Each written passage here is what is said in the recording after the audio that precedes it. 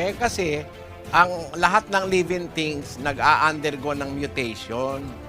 Mutation within the cells, mutation within the DNA, at saka sa iba't ibang parte ng ating katawan. Kaya nagkakaroon ng pagkakaiba. Ang mutation, kapatid, ang Diyos lang ang hindi nag-mutation eh. Ayon sa Biblia, doon sa Santiago 1:17. Ang bawat mabuting kaloob at ang bawat sakdal na kaloob ay pawang buhat sa itaas na bumababa mula sa Ama ng mga ilaw, na sa Kanya'y walang pagbabago ni kahit anino man ang pag-iiba.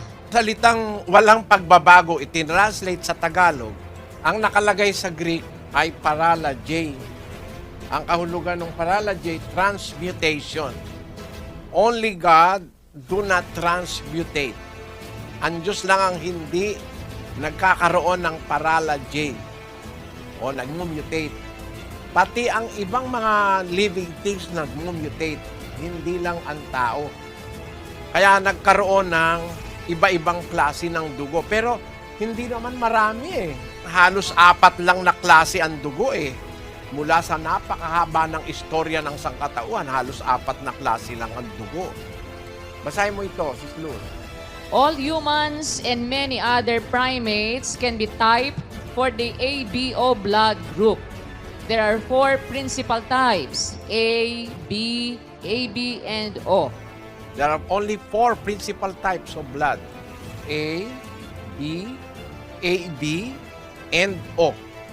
And mind you, O is the most common. Why O? Why is there a dominating type among all humans? It implies, scientifically speaking, that we all came from one blood. What the Bible record is true in 17:26 of the book of Acts. And hath made of one blood all nations of men.